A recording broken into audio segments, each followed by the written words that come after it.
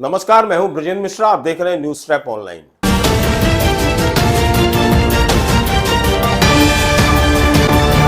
तहसीलदार पर एक्शन और जेडीए के सीईओ पर मेहरबानी। सरकारी कार्यवाही में ऐसा भेदभाव, आखिर भोपाल में बैठे आका क्या संदेश देना चाह रहे हैं? किसका हाथ है इस भेदभाव की कार्यवाही में? आज हम इसी पर बात करेंगे। आपको मालूम होगा कि जबलपुर के रेगमा में जो फर्जी वसीयत के आधार पर फर्जी नामांतरण हुए थे, उस पर तहसीलदार हरि सिंह धुर्वे के खिलाफ कड़ा एक्शन लिया कलेक्टर जबलपुर ने। उनके खिलाफ इमीडिएट एफआईआर हुई, 420 का केस रजिस्टर हुआ और पुलिस ने उन्हें गिरफ्तार कर लिया। इसके अलावा इनको सस्पेंड करने के लिए भी एक प्रपोजल डिविजनल कमिश्नर के पास भेजा गया। इस मामले में जो शामिल था पटवारी पीपरे, उसके खिलाफ भी एक्शन हो गया। इस कार्यवाही के बाद जो तहसीलदार हैं, राजस्व अधिकारी संघ के बैनर तले तहसीलदार, आरआईओ, पटवारी हड़ताल पर चले गए। देखिए आप जबलपुर कलेक्टर को कि उनमें सच को सच और गलत को गलत कहने का गजब का मादा है। हड़ताल उचित है या अनुचित, इस बारे में हमने कलेक्टर जबलपुर से बात की। उन्होंने बड़े स्पष्ट शब्दों में कहा कि जो व्यक्ति गलत है, अगर उसका साथ दिया जाता है तो ये कहीं से ठीक नहीं है। हम आपको सुनवाते हैं, कलेक्टर साहब क्या कह रहे हैं, सुनिए। सर, इतना बड़ा फर्जीवाड़ा किया तहसीलदार ने, और आप पहले कलेक्टर हैं जिसने वास्तव में वैधानिक कार्यवाही की। क्या ऐसी स्थिति में तहसीलदारों को हड़ताल पर जाना कितना जायज मांगते हैं? मेरी यदि आप निजी राय पूछें तो मैं इस बात को मानता हूं कि जो हमारे तहसीलदार साहब ने जो कारनामा किया है, जिसकी वजह से उनके विरुद्ध कार्रवाई की गई है, उनकी जो कार्रवाई उन्होंने की है, उस कार्रवाई से पूरे राजस्व विभाग एक बहुत मेहनती डिपार्टमेंट है। बड़ा सम्मान जनता के बीच में, बड़ी प्रतिष्ठा के साथ काम करते हैं, बड़ी गरिमा के साथ हम काम करते हैं। राजस्व विभाग की इस गरिमा को, इस प्रतिष्ठा को बहुत गहरा आघात पहुंचा और मुझे लगता है कि तहसीलदार संघ ने जो हड़ताल की है, उनको सारे तथ्यों को एक दफ़ा समझ लेना चाहिए था। ये उनकी भी जिम्मेदारी है कि राजस्व विभाग की यदि प्रतिष्ठा को, सम्मान को, गरिमा को यदि कोई व्यक्ति आघात पहुंचा रहा है तो उसका साथ देना है कि नहीं देना है, इसके बारे में गंभीरता से विचार उनको करना चाहिए।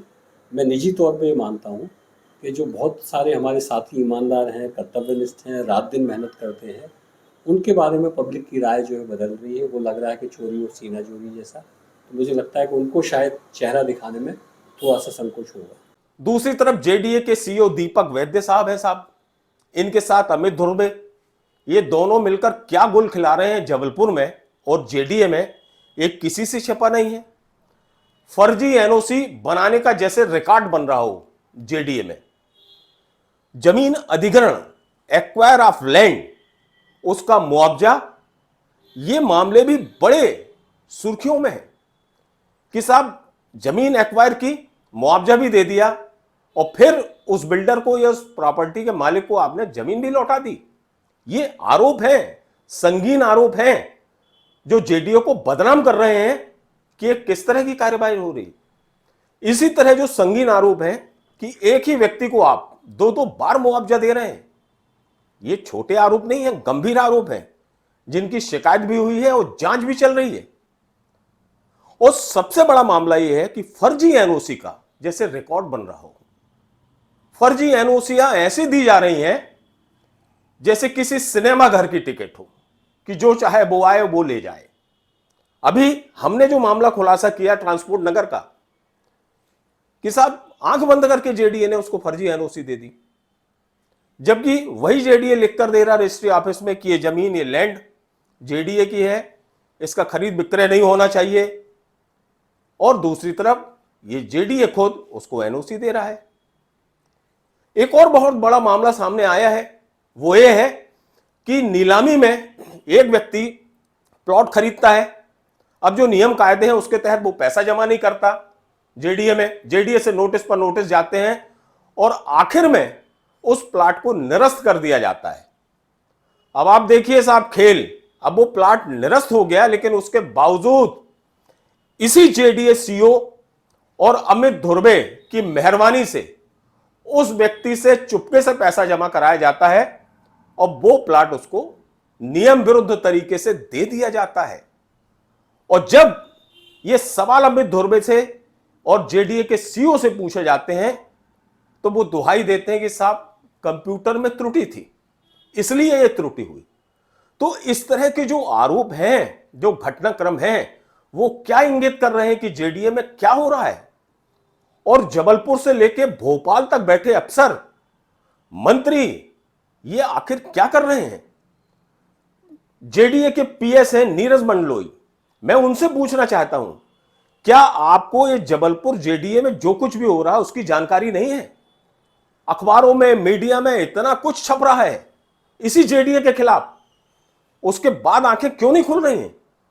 आखिर क्यों मेहरबानी की जा रही है?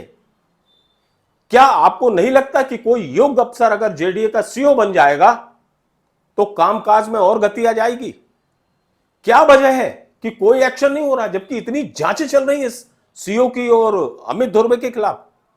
आप किसी भी सरकारी अफसर से यह जानकारी ले सकते हैं कि कितनी जांचें पेंडिंग है, कितनी जांचें चल रही हैं, आखिर ये लंबित क्यों हैं जांचें?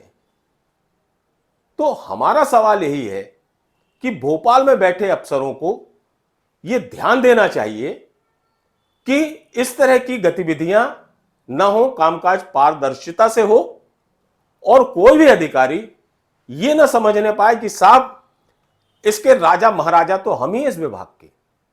सरकारी नियम कायदे हैं, उनका पालन होना चाहिए, उसके तहत कार्रवाई होना चाहिए, और इस तरह का भेदभाव बिल्कुल नहीं होना चाहिए जिस तरह से जबलपुर में किया जा रहा है कि तहसीलदार के खिलाफ तो 24 घंटे में एक्शन हो जाता है, लेकिन इन सीईओ साहब के खिलाफ एक्शन ही नहीं होता। जांच शुरू होती है तो जांच पूरी नहीं होती। बड़े ताजुब की बात देखिए आप कि रेवेन्यू की एक महिला अफसर जेडीए में अपॉइंट की गई है, वो भी अपर कलेक्टर रैंक की है, लेकिन देखिए साहब, चूंकि काम अमित धुर्वे को देना है तो उन मैडम साहिबा को किनारे रखा गया है। वो सिर्फ फाइल का बंडल उनकी टेबल पर रखा रहेगा, उसके लिए है, लेकिन जो मलाईदार काम है वो पूरे इन अमित धुर्वे से कराए जाते हैं। तो ये भी तो भेदभाव है। ये क्या हो रहा है जेडीए में, और क्यों अफसर ध्यान नहीं दे रहे हैं?